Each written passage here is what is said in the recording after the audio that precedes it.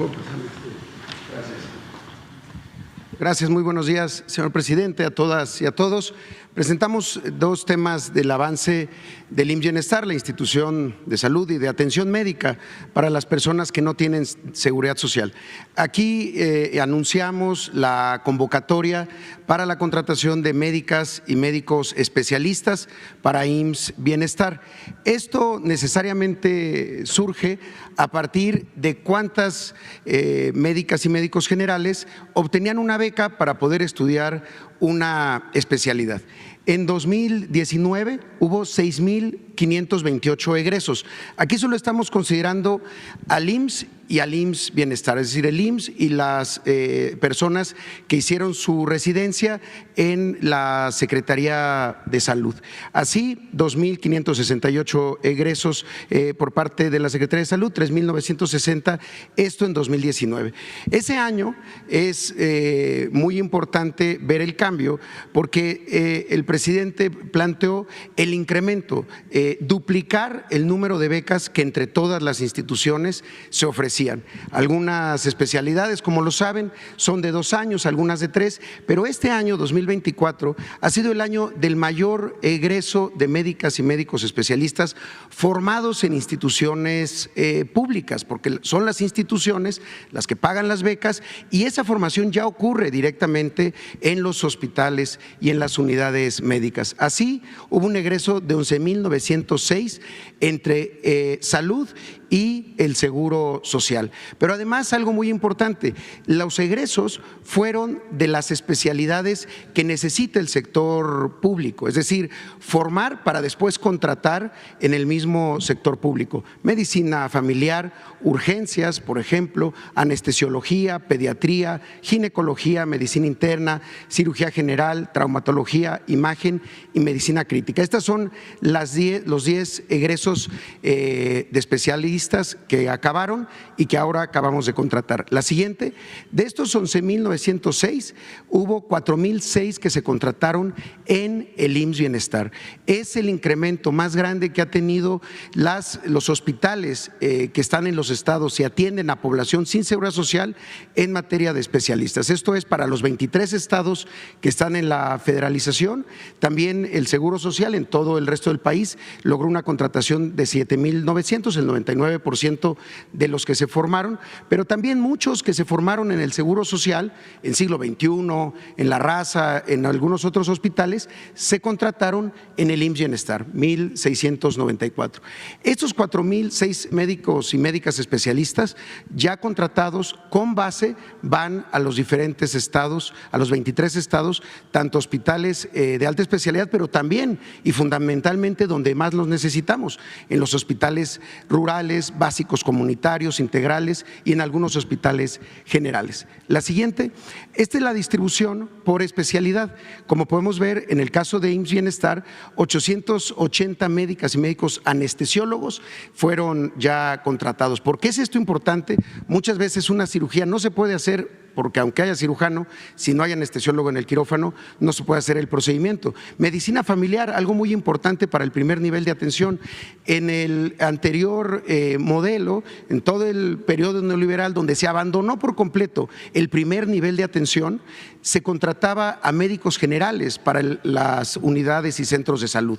La intención de IMSS Bienestar es empezar a tener en el primer nivel especialistas, el médico familiar, que haya sido la base del ISSSTE y del IMSS en toda su historia. También médicos de urgencias, 487, pediatras, 486 pediatras que son tan necesarios, ginecólogos, ginecólogas, 376, cirujanos, 233, traumatólogos y especialistas en ortopedia, 142, medicina interna, que es fundamental también, 107, medicina crítica, 89 y neonatología, 87. Estas son las 10 más contratadas. El 87% de las personas que reclutamos están en estas 10.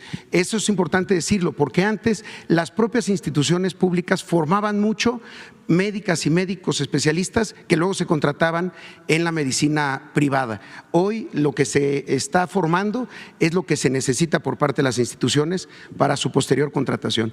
La siguiente, por favor. Aquí están la distribución que se tiene por los estados. Obviamente los tamaños de los estados determinan mucho la necesidad. Entonces la Ciudad de México, el Estado de México, Puebla, Veracruz fue donde más se contrató. Donde todavía tenemos las siguientes etapas, tanto de médicos jubilados, médicos cubanos y también un programa que estamos por anunciar de bonos para los médicos especialistas que se contraten en localidades donde están hospitales lejanos o en zonas rurales, pues sobre todo en Guerrero, Chiapas, Oaxaca.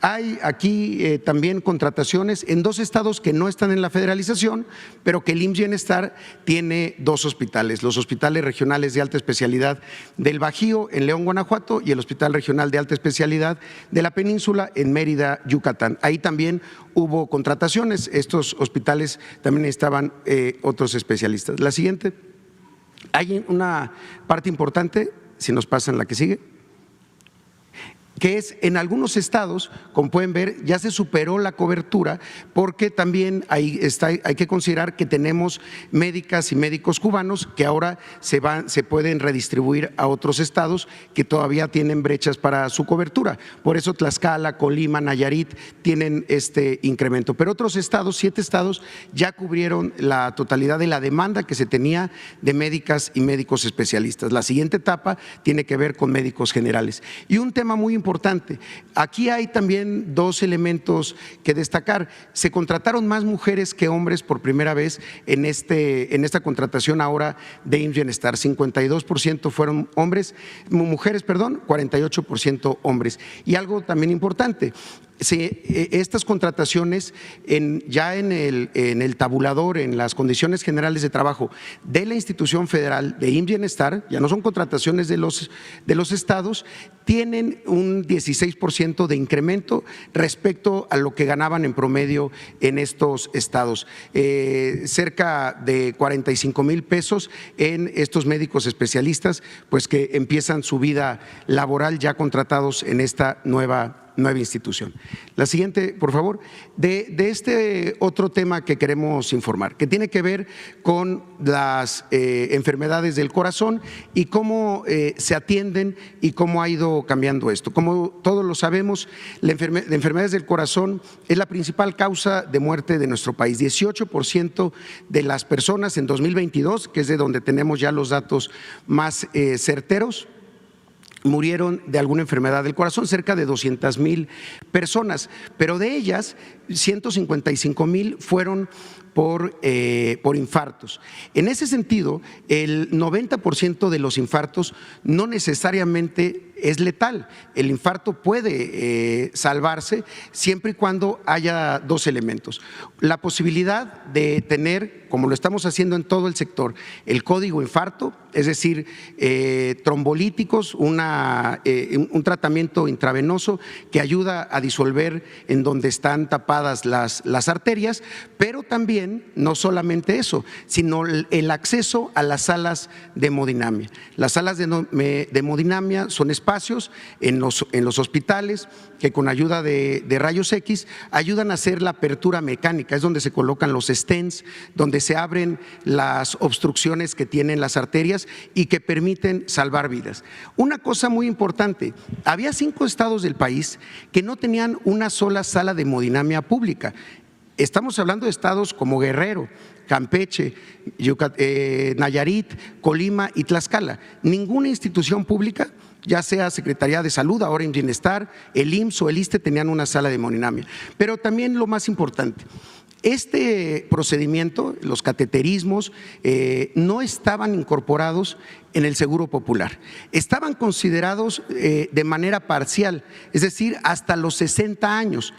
Pero ocurre que el 75% de los infartos ocurre de los 60 años en adelante, no de los 60 años para abajo. Entonces, era un poco una simulación que si así se incluye, pero siempre y cuando no haya precondiciones o tengas menos de 60 años, donde está el 75% de los casos. Hoy, el intervencionismo cardíaco en una sala de hemodinamia, la colocación de un stent, de un marcapasos, es universal y es gratuita para las personas que no tienen seguridad social y desde luego también en el IMSS y en el ISSSTE. Según la Profeco, en promedio una intervención de estas, por eso se considera que es catastrófico para la economía de una familia, puede llegar a costar 300,000 pesos o más, dependiendo la intervención que se haga. Hoy esto es público, es gratuito y además está integrado, porque la idea es que si hay una sala de hemodinamia del Seguro Social, se puede atender a gente sin seguridad social o del ISSSTE.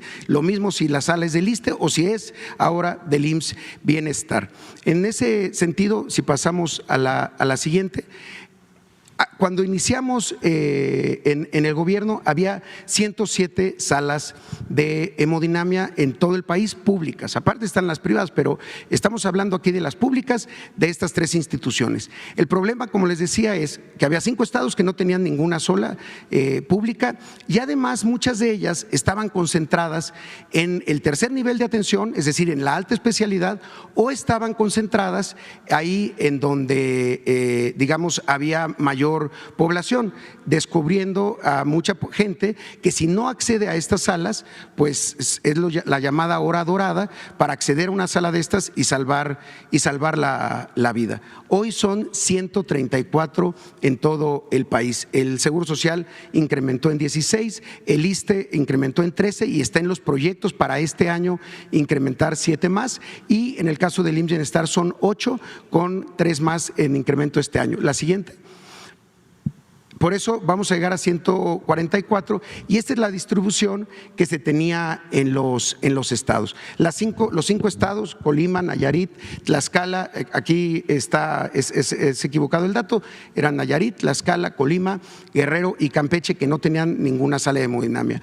Hoy Guerrero tiene una sala de hemodinamia en Acapulco, en el caso de Campeche, en la ciudad de Campeche ya hay 2 salas de hemodinamia públicas, en Tlaxcala también, en el Hospital Cervantes, hay una sala de hemodinamia pública, lo mismo en Colima. Entonces, esto es lo que se debió haber hecho hace muchos años, sin embargo, pues era inconcebible pensar que un procedimiento tan costoso pudiera ser gratuito y además de acceso universal, es decir, para todas las personas. Insisto, la mayoría de los infartos ocurren después de los 60 años y desde luego que hay que hacer acciones preventivas para evitarlos, pero cuando ocurre tenemos que tener estos niveles de acceso y de capacidad instalada desde lo público para evitar subrogaciones, pero sobre todo para lograr oportunidad salvando vidas. Es cuanto por mi parte, señor presidente. Muchas gracias.